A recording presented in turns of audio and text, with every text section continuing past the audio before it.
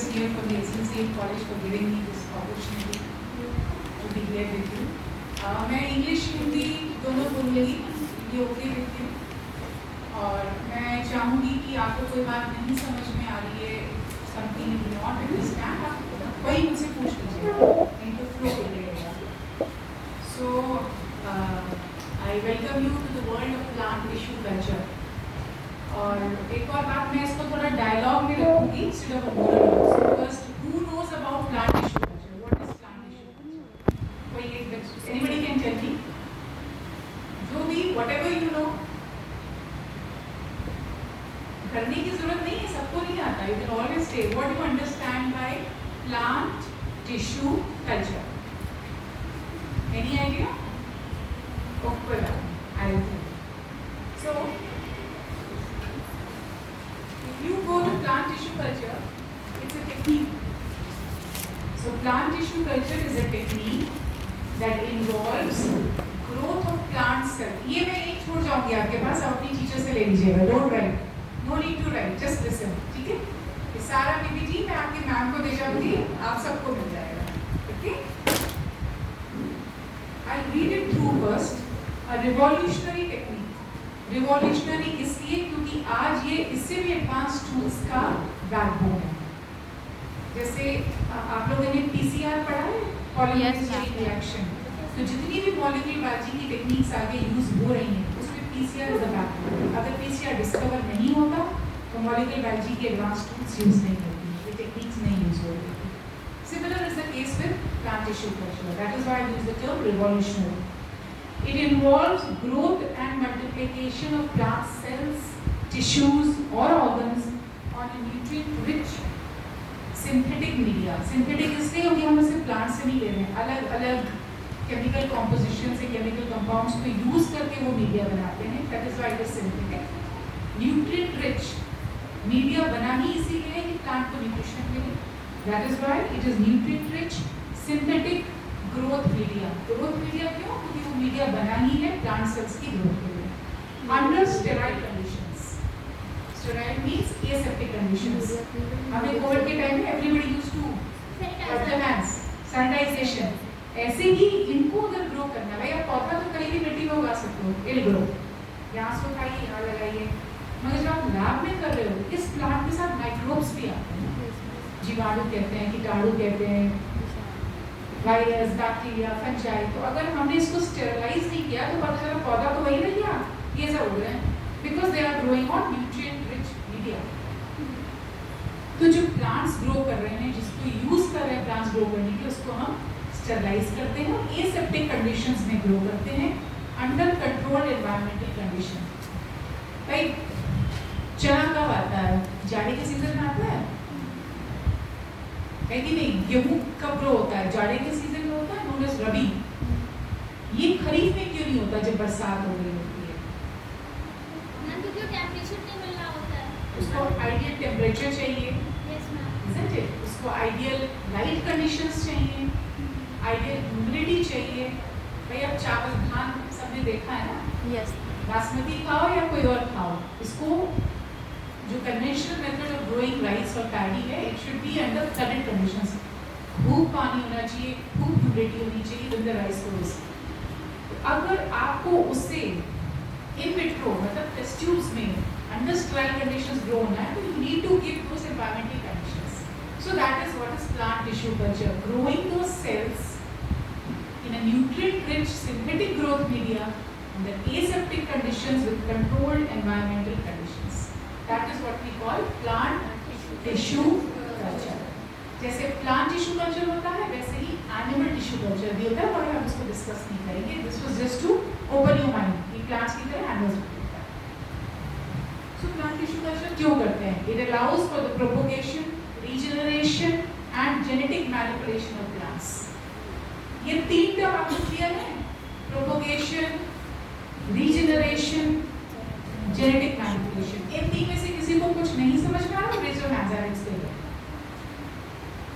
पूछो बेटा, सबको सब नहीं आता है. You should be afraid.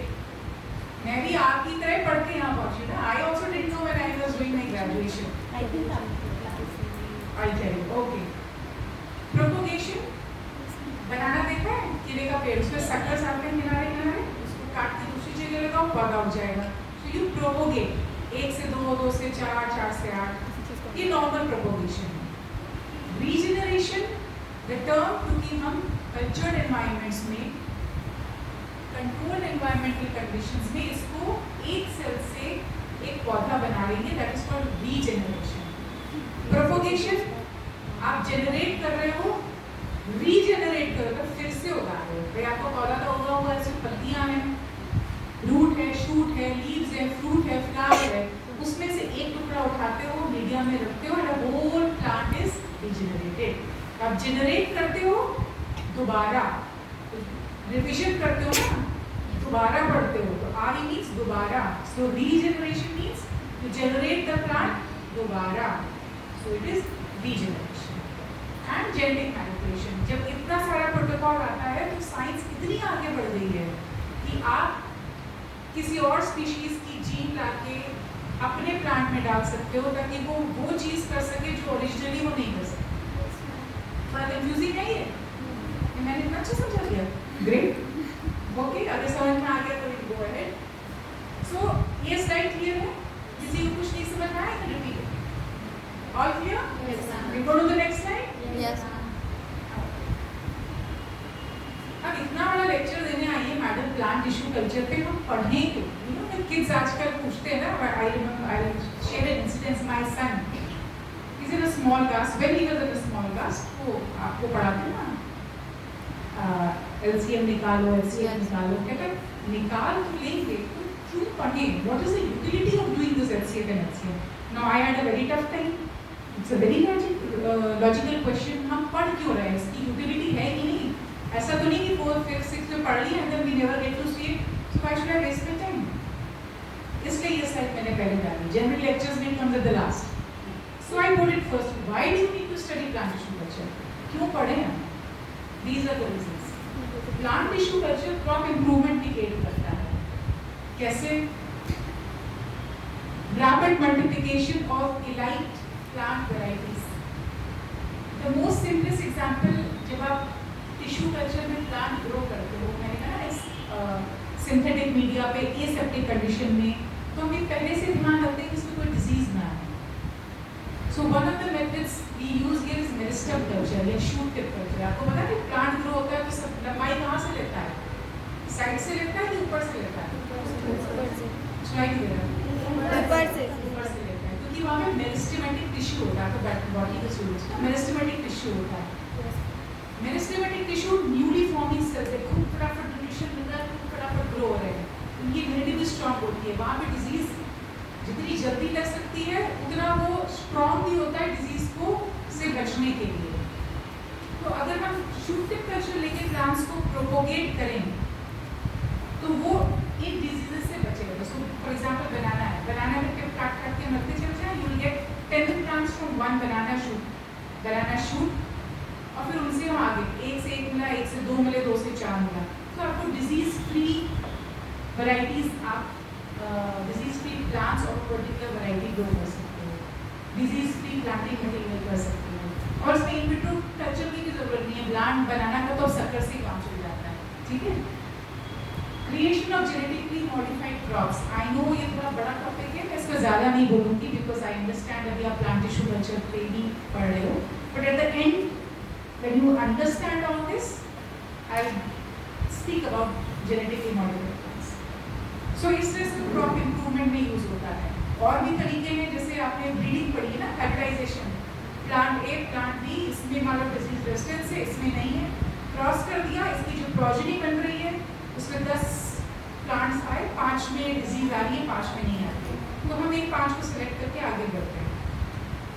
Nature ऐसा करता है, इंसान भी ऐसा करता है, वही उनको जॉब लीडर्स इसीलिए मिली है कि वो काम करें जो नेचर नहीं कर रहा, तो उन्होंने क्रॉस तो बना दिया, प्रोजेनी भी आ रही है, मतलब प्रोजेनी बच नहीं रही है। फ्रूट है उसमें सीड बन रहा है मगर सीड बड़ा नहीं हो रहा है, तो जितने एफर्ट्स किए वो बेकार है। So what comes to save it? Plant tissue culture.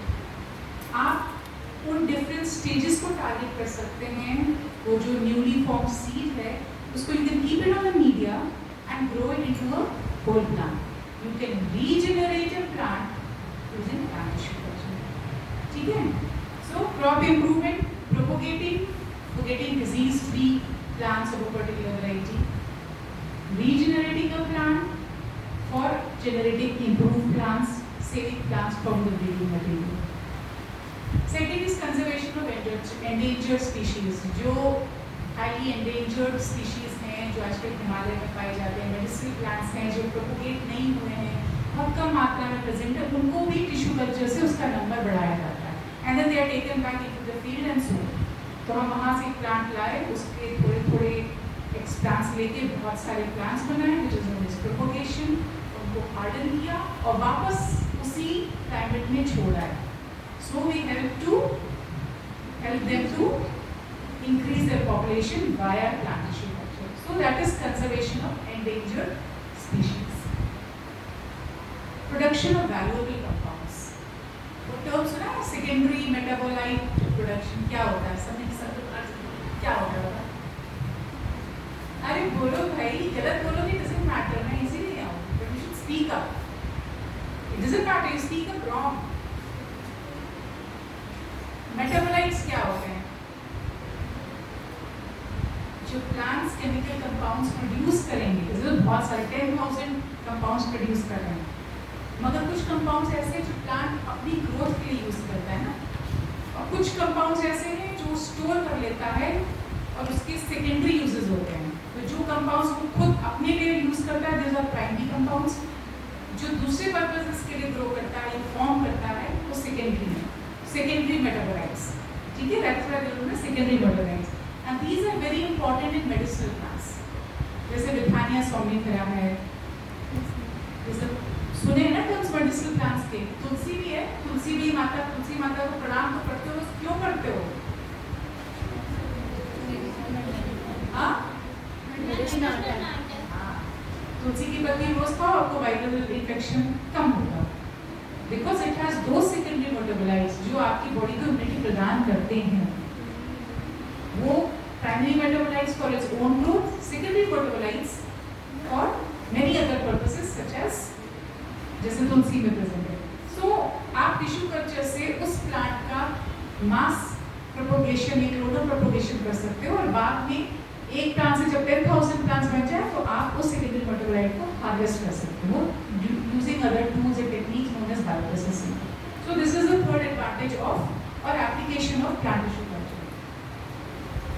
Future advancements तो कुछ भी हो सकता है. आजकल CRISPR editing चल रहा है, genome editing सुना है किसी ने? genome editing नहीं सुना? Okay, I just give an introduction. Transgenic सबको समझ में आता है? Genetically engineered crop. मेरे पास प्लांट ए है, या फॉर एग्जांपल चना है, चना में कीड़ा लगता है, ग्राम पॉट बोरर, बर्बाद कर देता है. लेकिन दूसरी स्पीशीज है जिसमें ग्राम पॉट बोरर नहीं लगता है, और उसकी वजह है क्योंकि वहाँ पे आई वुड से स्पीशीज एक कीड़ा है एक्चुअली, बीटी बैसिलस thuringiensis. उसके अंदर एक टॉक्सिन होता है, डेल्टा टॉक्सिन, उसको कहते हैं बीटी प्रोटीन. मैं बहुत सिंपल टर्म्स में बता रही हूँ, BT protein. Now BT protein क्या करता है? अगर वो प्लांट में प्रेजेंट हो ये बीटी प्रोटीन, तो जब ग्राम पॉट बोरर उस प्लांट को खाएगा तो वो बीटी प्रोटीन उसके गट में यानी कि पेट में जाके छेद कर देगा. मोटे टर्म्स में समझा रही हूँ. And then it dies out. So resistance to that bacteria. अब वो जो बीटी जीन है वो प्लांट्स में तो नहीं. So is there a methodology that we can express this BT protein into plants? है कोई तरीका ऐसे? है. Developing transgenics. तो हमने उस बैक्टीरिया से वो BT जीन उठाया, प्लांट का जीनोम में उसमें लगाया, and then it expresses the BT protein in the plant. अब जब वो ग्राम पॉट बोरर उस ट्रांसजेनिक प्लांट को खाएगा तो वो खुद मर जाएगा. So these are future advancements. But how do you develop those transgenic plants? हम जो भी तरीके करें, एंड में क्या यूज होता है? Plant tissue culture. ठीक है? ये कन्वेंशनल स्लाइड में जनरली आप लोगों को मार्क्स पाने के लिए जरूर क्वेश्चन आएगा इसके. So this is the simple slide. History of plant tissue culture. Father of tissue culture is Haberlandt. इन्होंने सबसे पहले डिफरेंट सेल्स और टिश्यूज को यूज करके प्लांट टिश्यू कल्चर एस्टैब्लिश किया था, followed by White, Ball, Moore, कॉकी, इन सब ने इंडिपेंडेंट टाइप्स ऑफ मीडिया और उनके कॉम्पोजिशंस डिराइव किए थे using different plants, different explants, different cells across different crops. So this slide is yours, वो आपको अपना पढ़ते रहिएगा. Plant tissue culture क्यों हो पाता है? ये तो मानते हैं आप कि plants में tissue culture होता है. Animals में tissue culture अगर होता, first question होता है कि नहीं होता?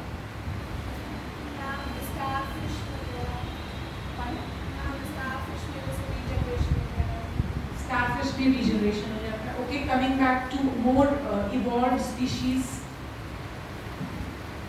Humans में, mammals में, tissue culture of human cells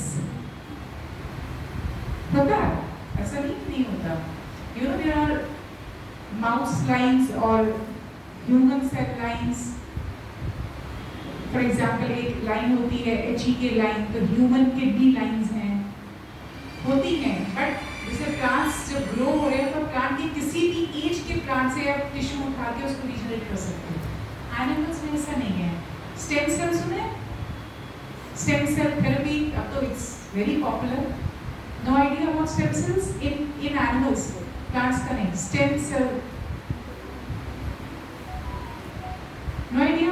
okay, तो ह्यूमंस में जो आपका embryo होता है, it is connected to the mother through the placenta, है ना? That placenta is lined by stem cells. ठीक है? I'm trying to give you an overview. उन stem cells को अगर आप निकाल के regenerate करोगे, culture करोगे on synthetic nutrient dense synthetic media, aseptic conditions, controlled environment, तो वो grow करते हैं. To be remaining as cells. वो ऑर्गन्स नहीं बनाएंगे लेकिन वो सेल्स बनते रहेंगे. तो स्टेम सेल्स होते हैं. अब व्हाट इज द डिफरेंस, ये बताने का रीजन क्या था? भाई एनिमल्स सिर्फ प्लेसेंटल सेल्स, स्टेम सेल्स ही ग्रो करते हैं, मगर प्लांट्स में आप कोई भी टिश्यू उठाइए, it has the ability to regenerate. ये डिफरेंस क्यों है? The reason is totipotency. सुना है तो टोटिपोटेंसी? नहीं सुना? नेक्स्ट टू यू लेकर ठीक है. So totipotency is actually the engine behind tissue culture. The reason being, अब आप यहाँ देखो टिश्यू बना है, ये आपका प्लांट है, इसको आपने सरफेसियलाइज किया, इससे एक टुकड़ा काटा, एंड देन इसके सेल्स बड़े हुए, सेल डिवाइड हुआ, कैरस बना, and then there a full plant. ये पॉसिबल है because of totipotency, the ability of a plant. The ability of a plant to develop more cells and finally develop into a complete organism, that is called totipotency. Plant आपने terms ना elastic and plastic. अभी सोचा है difference? Rubber band elastic होती है कि plastic होती है? इलास्टिक. Okay, good. क्यों इलास्टिक होती है, प्लास्टिक क्यों नहीं होती? प्लास्टिक भी आप खींचोगे, खींचेगी, इलास्टिक भी खींचोगी. The elastic will come back to its original form. So it is known as elastic. Plastic खींचेगी but it won't come back to its original form. That is called plastic. So totipotency plant cells को plasticity देती है, regenerate करने का option देती है. अब elastic तो हो नहीं सकती कि वे वापस उसी plant में चले जाए या उसी form में चले जाए. So it gives them a degree of plasticity that enables them to regenerate into an entire plant. Clear? यहाँ तक clear है सबको? अब प्लांट का हर सेल इक्वल तरीके से टोटिपोटेंट नहीं होता. ये स्टेटमेंट समझ में आया? प्लांट में फ्लावर है, लीफ है, रूट है, स्टेम है, उसका हर हिस्सा इक्वल मात्रा में टोटिपोटेंट नहीं है. मीनिंग टू से कि आपने लीफ लिया, लीफ का एक टुकड़ा लिया and you put it on culture medium, it can regrow into a complete plant. But it is possible that when you take a portion of the root, it will not regenerate into a full plant. Possibility है, वो callus form कर लेगा, but it will not form an entire plant. So there is a difference in the degree of totipotency across different explants of any plant. Am I clear? Okay, yes. So the last point is also the same. And this is not only about cells. Every plant has a different degree of potency. Every variety has a different degree of potency. मान लीजिए हम मूंग उगा रहे हैं, मूंग की variety A, B, C, D है, तो A का एक सेल या लीफ जो है बहुत अच्छे से रीजनरेशन देगा, पर दूसरी वैरायटी का नहीं देगा. So this is all differences in the level of potency of the crop, the explant, the cell. Okay? अब इसका रीजन क्या है? ऐसा क्यों है? Right? Why is the variation in totipotency? So if you go to the first figure, totipotent cells differentiate. देखो तभी आपका प्लांट टिश्यू कल्चर के लिए अवेलेबल है बिकॉज वो और ऑर्गन्स बनाएंगे. It can either form an organ, या तो शूट बनाएगा या रूट बनाएगा, या शूट और रूट बनाएगा. ये टर्म्स आप पढ़ लेना अपने आप, मैं ज़्यादा डिफिकल्ट नहीं बना रही हूँ. So these are terms when you regenerate only a shoot, only a root or both of them. या आप एम्ब्रियो बना देते हो, ठीक है, या आप साइटोडिफरेंशिएट पर्टिकुलर सेल्स होती हैं xylem, phloem, vertical vascular system की, ये बना देते हैं. This is what any totipotent cell can become, but every totipotent cell does not become. ये समझ में आया? Every totipotent cell can become any of these, but every totipotent cell does not become. कुछ तो डिफरेंस होगा ना. कोई तो stopping कर रहा होगा. There must be a regulation that stops all the totipotent cells from becoming this. अब उसकी वजह क्या है? ये आपका सोमैटिक सेल है, ठीक है, ये आपका टिश्यू सेल है. अब प्लांट्स में क्या होता है, जब हमने उसको मीडिया में डाला, उसको मीडिया मिल रहा है, कंट्रोल सिस्टम मिल रहा है, एक सेप्टिक कंडीशन मिल रहा है, तो हम as a plant tissue culture कहेंगे भाई SC should go to TC, totipotent cell बन जाना चाहिए, इसको ग्रो करना चाहिए. मगर ये इतने सारे फैक्टर्स हैं जो डिसाइड करते हैं कि आपका सोमैटिक सेल टोटिपोटेंट सेल बनेगा कि नहीं बनेगा. प्लांट्स में कई जीन्स होती हैं, फॉर एग्जांपल ट्रांसक्रिप्शन फैक्टर्स होते हैं. आपने रेप्लिकेशन पढ़ा, ट्रांसक्रिप्शन पढ़ा है, ठीक है. तो उस ट्रांसक्रिप्शन को रेगुलेट करने के लिए भी, मान लीजिए ट्रांसक्रिप्शन, उससे पहले यहाँ ट्रांसक्रिप्शन फैक्टर्स होंगे जो DNA में बाइंड करेंगे. वो जाके यहाँ बाइंड कर दिया, बोलेगा कि भाई अब मैं आगे नहीं बढ़ूंगा, तो आपका ट्रांसक्रिप्शन स्लो हो जाएगा. ये ट्रांसक्रिप्शन फैक्टर दूर है, कहीं और बाइंड कर दिया, दिस इज फ्री, तो ये हुआ जा रहा है protein expression. These are transcription factors. ये ट्रांसक्रिप्शन फैक्टर्स अगर अवेलेबल हैं तो ये ऑक्सीजन प्रोडक्शन कर देते हैं. Oxygen is a plant hormone. जब ये ऑक्सीजन अवेलेबल होगा तो it helps in reprogramming of somatic cells into protein expression. This is ideal condition. मगर कई बार एपिजेनेटिक फैक्टर्स होते हैं, फॉरगेट एपिजेनेटिक, कई जेनेटिक फैक्टर्स होते हैं जो इनको रोक देंगे. अब ट्रांसक्रिप्शन फैक्टर रुक गया जो बहुत ज़रूरी था हमारे ऑक्सीजन को प्रोड्यूस करने के लिए, इसने इसको रोका, तो ये यहाँ से ये पाथवे रुक जाएगा. जब ये पाथवे रुक गया तो this will not form a totipotent cell. That is why every cell has the ability to be totipotent, but not every cell becomes totipotent. ठीक, ये रीजंस है एट द मॉलिक्यूलर बायोलॉजी को. ये थ्योरी हो गई. Now let's get into practical. कैसे करते हैं टिश्यू डेवलपमेंट? बेसिक टेक्निक्स जो मैंने पहले 3 बोली थी. स्टेराइल एनवायरनमेंट होना चाहिए, तो एक लैमिनार फ्लो होगा, everybody has seen a laminar flow. उसमें टूल्स होंगे, वो ऑटोक्लेव होने चाहिए. हाथ सैनिटाइज करने के लिए कुछ होना चाहिए. जिन कंटेनर्स में आप यूज करोगे, पेट्री प्लेट्स हैं, टेस्ट ट्यूब्स हैं, this all should be autoclaved and then kept in an aseptic environment. अब आप अपना पौधा लाओगे, पौधा भी सरफेस स्टेराइज होना चाहिए. उसको वॉश कर देते हैं हम लोग. हम सीड्स हैं तो सीड्स आर जनरली सरफेस स्टेराइज्ड. आपका जो नॉर्मल डिटर्जेंट होता है वो तो नहीं, थोड़ा हार्श होता है, but there are minor levels of cationic detergents. Now I said it cationic detergent, ठीक है, डिटेल में नहीं जाते. तो there are certain molecular fatty detergents that are used for surface sterilization of its plants. 70% ethanol से भी कर सकते हैं, पानी से भी रिंस कर सकते हैं, सोडियम हाइपोक्लोराइड यूज करते हैं. तो ये कुछ सब्सटेंसेस हैं that are used for surfacization of your desired explant.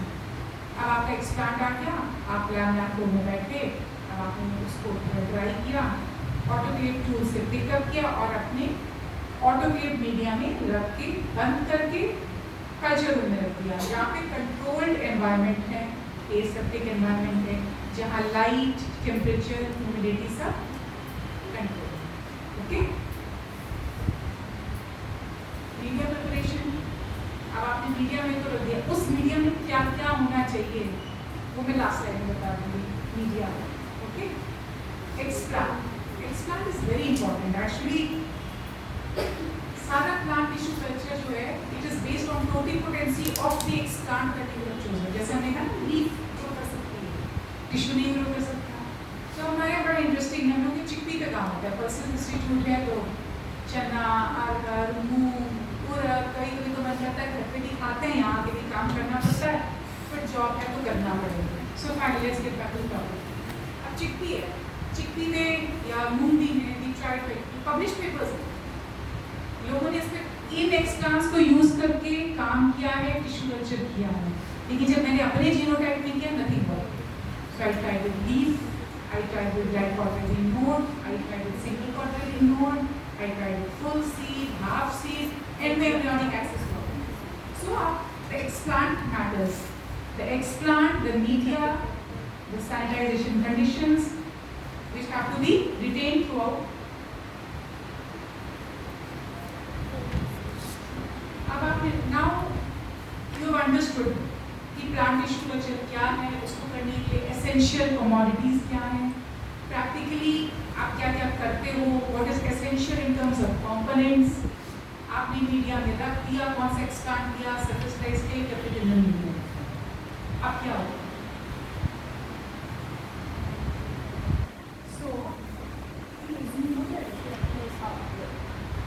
For example इन्होंने क्या किया, लीफ के पहले ना दिस इज देयर एक्सप्लांट।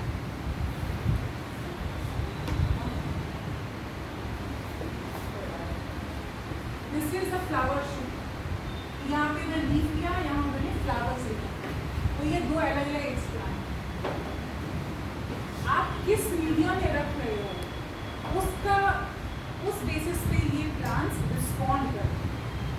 आपने उस मीडिया में कौन सा हार्मोन डाला, इस बेसिस पे रिस्पॉन्ड करते हैं।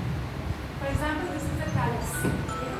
What is callus? An undifferentiated mass of cells. अब आप देखो, ये तो डिफरेंशिएटेड मास ऑफ सेल्स है, लीफ है, ऑर्गन है, इसमें खाली खाली लीफ टिश्यूज हैं, एंटी ऑर्गेनाइज्ड सेल्स की डिफरेंशिएटेड सेल्स हैं। यहाँ से जब वो यहाँ आएगा, this is undifferentiated mass of cells. This process is known as dedifferentiation, है ना। ऑर्गेनाइज से जब अनऑर्गेनाइज में गया तो डी-डिफरेंशिएटेड, उसको प्रेजेंस कर दिया। What we expect now कि इस कैलस से अब हमको फिर ऐसे शूट्स मिलने चाहिए, यहाँ से यहाँ री-डिफरेंशिएशन, ठीक है। टिश्यू कल्चर में we de-differentiate and then re-differentiate, यही सब है। और इसी इतने ही दो शब्दों का खेल है, लेकिन इस बीच में plant, explant, temperature, humidity, light, genotype, media, किस कंपनी का मीडिया है, ऑटोक्लेव किया है कि नहीं किया, contamination, 10,000 of combinations that can decide your experiment or if tissue culture is going to work or not. Generally हम एक्सप्लांट से कैलस पे जाते हैं, as I said this is re-differentiate, and then जब re-differentiation में जाते हैं तो it can be either through organogenesis or embryogenesis. Somatic इसलिए लिया क्योंकि प्लांट टिश्यू कल्चर में we always take somatic cells. We do not take the ovule or the embryo or anything like that. ठीक है, somatic cells. सोमैटिक गैमेटिक तो बताइए, ठीक है।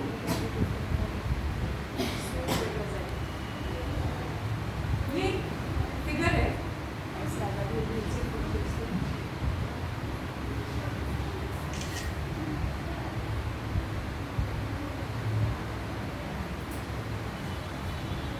so these are the steps. देखिए A that is the explant, B में जहाँ पे लाइंस है वहाँ से उन्होंने कट किया, that is how they made the excision from this plantlet to get the explant. Clear? ये explant मिला। C में शो कर यहाँ कट किया और इसको कट किया। This is known as a single कॉटलेटिंग मोड। अगर ये पूरा लेते लीव्स खाली कट कर दे तो ये डाई कॉटलेटिंग मोड, इन दोनों तरफ ऐसे ना डाई कॉटलेटिंग। बीच से काट दिया तो ये एक भाग रहेगा, सिंगल कॉटलेटिंग। ये हो गया। Now we have placed on the media. ये भी बड़ा इंपॉर्टेंट है कि आपने एक्सप्लांट को मीडिया पे कैसे रखा। कोई सोच सकता है ये क्यों इंपॉर्टेंट होगा?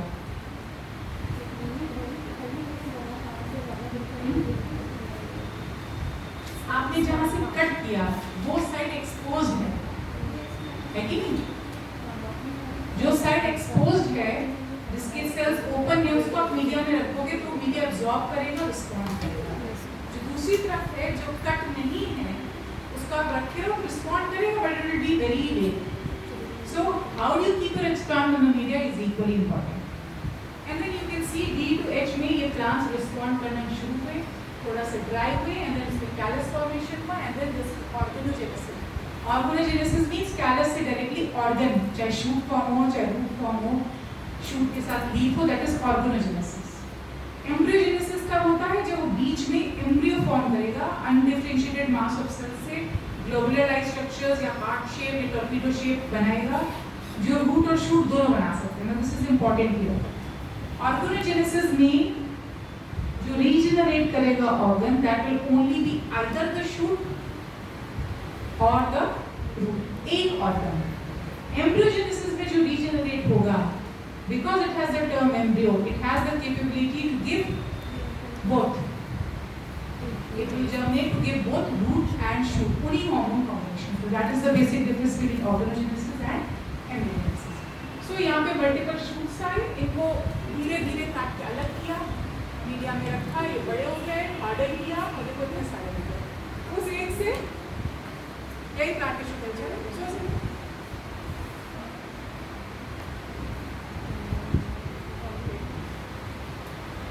अब जो दिया था उसमें था types of culture.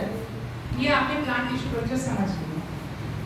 Plant tissue culture कितने टाइप्स का होगा? ये लंबी लिस्ट है, इसमें भी और पढ़ सकते हैं। Seed culture, embryo culture, callus culture, organ culture, protoplast culture, anther culture, meristematic culture, root, leaf, shoot, and so on. क्योंकि ये नाम दिए गए एक्सप्लांट के बेसिस पे, which is not correct. Ideally, types of culture can be divided onto two ways. Explant based, आप जो explant दे रहे हो उस हिसाब से कह दोगे कि these are This is the type of culture we find. Shoot के को, root के, leaf को या root के। The second is the path based. आपने किस path को follow किया for regeneration, organogenesis और embryogenesis, ठीक है? आप ये सारे cultures you can do using either organogenesis or embryogenesis. तो ये दो तरीके का bifurcation है to study the type of culture.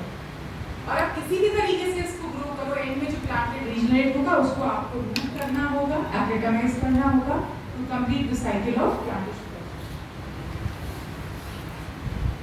Again this is another side of the types of culture. As I said, it is based on the explant used. ये मैं आपके referral के लिए रख रही हूँ खाली, आई वोंट डिस्कस इट क्योंकि सिंपल थ्योरी है, आप अपने एग्जामिनेशंस में if required can be used. But to go through इसमें अलग अलग है। सब सिंगल सेल यूज करोगे तो सिंगल सेल कल्चर है, रूट टिप को एक्सप्लांट लोगे तो रूट टिप कल्चर, लीव्स लोगे तो लीफ कल्चर, शूट टिप और मेरिस्टेमेटिक टिश्यू तो शूट टिप। पिछली स्लाइड में दिखाया था फ्लावर उन्होंने पूरा रखा था, so it's complete flower culture. सिर्फ एंथर निकालोगे तो एंथर कल्चर, एंथर में से पॉलन निकाल के यूज करोगे तो ये तो हो गया callus formation, organogenesis, somatic embryogenesis भी हमने आपको आई होप मिला। To read it, somatic embryogenesis is a developmental process जहां पे plant somatic cell totipotent embryonic stem cell बना सकता है which has the ability to give rise to an embryo. Somatic embryogenesis में एम्ब्रियो रीजनरेट होता है जो रूट और शूट दोनों देगा। ऑर्गेनोजेनेसिस में जो प्लांट जो सेल रीजनरेटेड होता है वो या तो रूट देगा या शूट देगा।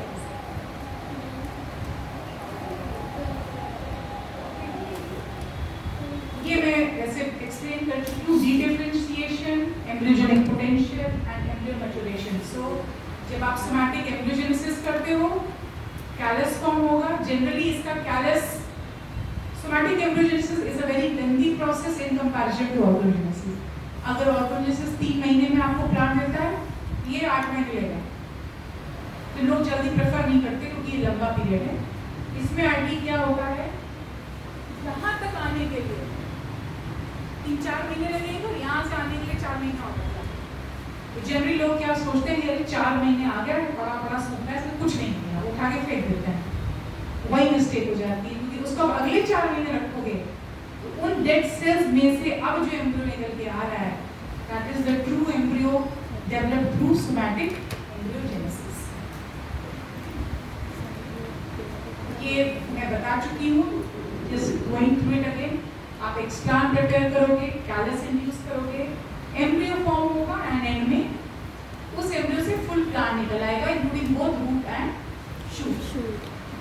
ये दोनों जरूरी क्यों है समझना, क्योंकि देखो जो हम जैसे ट्रांसफिक्स बनाते हैं, जैसे हमने कहा ना चिट्टी में ग्राम फॉर बॉर्डर टॉलरेंस के लिए हमने ऑर्गोजेनेसिस किया, अब उसमें हमको शूट तो बहुत मिल गया, अब रूट ही नहीं आ रहा है, अब अटक गए। शूट को हमने ट्रांसफिक्स बना लिया, रूट आ ही नहीं रहा है, सो कई तरीके से ट्राई करके रूट इंड्यूस किया, फिर ट्रांसफिक्स बना। अगर हम सोमैटिक एम्ब्रियोजेनेसिस से करते तो जो भी आता दोनों, but then each one has their own pros and cons.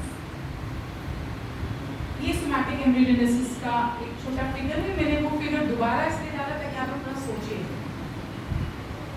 Somatic cell totipotency, ये फैक्टर्स इनहिबिट कर रहे हैं, तो ये टोटिपोटेंट नहीं हो रहा, ये नहीं आ रहे हैं, तो this will go totipotent. This decides your way of somatic embryogenesis. यहाँ आपका अगर नॉर्मल ऑर्गेनोजेनेसिस होगा तो आपके सेल्स बने, सेल्स यहाँ तक आपके यहाँ पे आपका ऑर्गन बन जाएगा। यहाँ पे एम्ब्रियोजेनेसिस में आपका हार्ट शेप आएगा, टॉर्पेडो शेप आएगा, यहाँ से शूट आएगा, यहाँ से रूट आएगा, that is embryogenesis. Now these are examples, somatic embryogenesis के एग्जांपल्स हैं जो अभी पब्लिश्ड हैं। ये सोयाबीन का है, अब आप देखिए सोयाबीन की फली है, उसमें से उन्होंने एम्ब्रियोनिक एक्सिस निकाला, वो जर्मिनेशन हुआ, कहाँ से सोमैटिक एम्ब्रियोज डेवलप हो रहे हैं, ये देखिए ये आपके शेप्स आ रहे हैं, and then you get the plantlets which are hardened and you get a complete plant. ये है, ये कॉफी में काम किया है, and these are all recent, ये 2022 का पेपर है, मैंने रेफरेंस भी दिया है, those who want to go back and study। ये कॉफी में, ये देखो मैंने कहा एकदम मरे वाले से हो जाता है, मगर इसी में से फिर फाइनली आए एम्ब्रियोज आए, ये एम्ब्रियोज फिर आपको पूरे प्लांट देंगे जो तेरे सारे न्यूक्लियस हैं। Now embryogenesis generally cell suspension culture से मिलता है, लिक्विड मीडिया से, ठीक है, I'm not going into further details। So plant secondary metabolites आपको यूज पता है, why are they important मैं बता ही चुकी हूँ। These are a diverse group of organic compounds। Secondary इसलिए क्योंकि they do not contribute to the growth, production or reproduction of the plant, that is why they are known as secondary, but they are unique molecules and play a critical role in defense, communication and adaptation to their environment। इनको grow करने के लिए tissue cultures होते हैं, as I said you grow them, these medicinal plants or aromatic plants or certain plants which are very rich in secondary metabolites, और फिर आप उसको हार्वेस्ट कर सकते हैं। This is a slide showing the products or secondary metabolites that are already commercialized using plant tissue culture in certain regions of the world. For example, caffeine leads to introduction, artemisinin malaria में दवा use होती है ना, it is basically जो malaria की दवा पिनोनिन है ना, वो बाग से निकलती थी। अब कितने पेड़ काट के भी आप पिनोनिन निकालोगे, you have to find an alternate. So artemisinin was the main active ingredient, और उन्होंने प्लांट टिश्यू कल्चर यूज करके depicted as a secondary metabolite plant tissue culture किया, प्लांट्स हार्वेस्ट किया, उससे आर्टेमिसिन निकाल लिया, and they made drugs for malaria available at cheaper prices। That is the strength of plant tissue culture। Taxol, Taxus baccata plant पे जिससे निकालते हैं, and it is a critical remedy for cancer। Cancer के इलाज में Taxol use होता ही होता है। Then cannabinoids, this is another example of secondary metabolites which have various medicinal and recreational applications। Importance आप इन एग्जाम्पल्स को समझ के ही you would have understood they are either pharmaceutical or nutraceutical or agrochemical. Biopesticides अगर निकाल रहे हो, if you're producing biopesticides by a plant tissue culture, keeping understanding them to be secondary metabolites, so that is an agrochemical. So these are other examples. Carrot is the most well studied example for somatic diseases. आप लोग carrot का पढ़ लोगे, you will understand. Conifers, woody plants, orchids, these are all other examples that have been tissue cultured using the pathway of somatic embryogenesis. This is a list of secondary metabolites only for reference that can be put to use by you. Challenges क्या है? मैंने कहा कि देखो secondary metabolites एक commercial product की तरह आ रहा है. Plant tissue culture you know is very extensive. तो जब secondary metabolites discuss होते हैं तो ये challenges हैं जो secondary metabolites face करते हैं. There is low yields. आपने एक plant regenerate किया तो कुछ micromoles ही मिल रहा है. तो आपको कितने plants regenerate करने पड़ेंगे to get a good amount of the secondary metabolite. So low yields, scalability, that is interrelatable, sustainability. आप किस level पे वो secondary metabolite production कर रहा है. So these second and fourth are more into research and production. I won't go into that. एक example बस ये दूंगी बिकॉज आपको पता है हमारे देश में गोल्डन बनाना बन गया है. एनी आइडिया गोल्डन बनाना क्या है? आप बनाना खाते हो तो वाइट कलर होता है. Now the scientist from department of biotechnology have developed a banana जिसका कलर पीला है. यस, क्यों पीला है?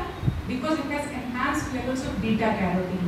Now beta carotene is a precursor of vitamin A and they have made it so कि आप दिन में 2 केले खा लोगे तो the recommended dose from Indian Council of Medical Research to take beta carotene per day is fulfilled. तो golden बनाना के 2 केले खा लोगे विटामिन ए की कमी नहीं होने वाली. So if they do it, they use it by developing transgenes and CRISPR editing, but it had the use of plant tissue culture. यहाँ पे secondary metabolites को आप you can understand. So this is the golden banana. So this is how they are used cell suspension culture for production of somatic embryos. तो देखो एकदम बड़े बड़े cells हैं, उसमें से plant बना, ये केले का पेड़ बना. You got the golden banana. This is how it looks. This is normal banana. This is the beta carotene which one. अब उन्होंने करा कैसे है? मैं जो दिखाना चाह रही थी वो ये. कितना पढ़ना पड़ता है even to make that change. ये आपका pathway है to produce beta carotene. ठीक है? ये सब काफी कुछ हो चुका. पहले बार यहाँ आए फाइटोइन बनाया. जब फाइटोइन बनाया तो यहाँ से ये फाइटोइन से लाइकोपीन बना, लाइकोपीन से अल्फा कैरोटीन बना, बीटा कैरोटीन बना. अब हम लोगों ने ये सोचा, जो साइंटिस्ट काम कर रहे थे उन्होंने ये सोचा कि हम इसको रोक दें. यहाँ पे जो एंजाइम है जो अल्फा कैरोटीन बनाती है इसको स्टॉप कर दें. तो जितना लाइकोपीन बनना था वो बीटा कैरोटीन बदल जाए क्योंकि फ्लक्स तो होते ही प्लांट के पास लाइकोपीन है. तो ये रिएक्शन ऐसे जानने की मुझे लगा चाहिए and stop the enzyme here और बीटा कैरोटीन बना और इनको गोल्डन बनाना मिल. Okay, now coming back to media. तो आपने प्लांट टिश्यू कल्चर पढ़ लिया, organogenesis, somatic embryogenesis, secondary metabolite production, how was it discovered, why is tissue culture possible, practical क्या प्रॉब्लम्स आ जाती हैं एंड ऑल दैट. मगर उसका थंब बेसिस क्या है? Synthetic media. हार्बरलैंड ने पहले डिस्कवर किया था, फिर मोराशगेंस्कूम ने किया, फिर गैम्बॉग ने किया. So there are lot many media available for plant tissue culture. And your success of tissue culture depends on the media that we use. मगर मीडिया के बेसिक कंपोनेंट्स ये होते हैं, ये सारे मैक्रोन्यूट्रिएंट्स जो ज़्यादा मात्रा में चाहिए होते हैं. There are around 20 macronutrients. फिर माइक्रोन्यूट्रिएंट्स जो ट्रेस एलिमेंट्स होते हैं, ऐसे 7 हैं. और ये आपके प्लांट के ड्राई वेट का only 1% होते हैं. बट अगर ये नहीं है तो प्लांट बनते हैं. Organic supplements which includes vitamins, phytohormones, carbon source, sucrose चाहिए, शुगर सबको चाहिए as a form of carbohydrates. Antibiotics ताकि आपकी डिजीजेस ना आए, कंटामिनेशन ना आए, and gelling agent. Until unless you are following liquid suspension culture, you need a gelling agent. Gelling agent is equally important. अब ऐसा तो है नहीं कि जो अगर मार्केट में बिकता है वो डाल दो सॉलिडिफाई हो जाए। लेकिन यूजिंग और बीइंग प्लांट टिश्यू कल्चर आपको मॉलिक्यूलर मैजिक ग्रेड एजेंट्स चाहिए, so that is gelling agents are equally important. ये it's for your reference different types of media, और भी कई टाइप के मीडिया आपको जिसमें इंटरेस्ट है तो गूगल ही मिलेगा। बट द थंब रूल और bottom line is precise formulation is required in the basic media to be put to use as per media. आप इसी मीडिया में मॉडिफिकेशन कर लोगे तो जो एक्सप्लांट ऑर्गोजेनेसिस कर रहा था वो सोमैटिक एम्ब्रियोजेनेसिस करने लगेगा। ये डिफरेंट फाइटोहॉर्मोन्स हैं, because this phytohormones is the most essential part of plant tissue culture. आपने ऑक्सिन्स डाला तो क्या होगा, साइटोकाइनिन डाला तो क्या होगा, दोनों का कॉम्बिनेशन डाला तो क्या हुआ, उसके अलावा डाला तो क्या हुआ। So this is already reference. Auxins अब यू कैन अंडरस्टैंड ना, ऑक्सिन्स की आप लोगों ने स्टोरी तो पढ़ी है। Auxins are known to stimulate growth, cytokinin cell division बढ़ाती है और जिबरेलिन सेल एलॉन्गेशन। अब आपने टिश्यू कल्चर में कैलस चाह रहे हो, रूट चाह रहे हो, शूट चाह रहे हो, it all depends on combination of all this. Okay, last में मैंने ये स्लाइड दोबारा डाल दी कि जब आप कभी ये स्लाइड देखो so now you will be able to understand and appreciate the importance of the technologies of plant tissue culture. And last में thank you for the patient care. I understand plant tissue culture is a very subject.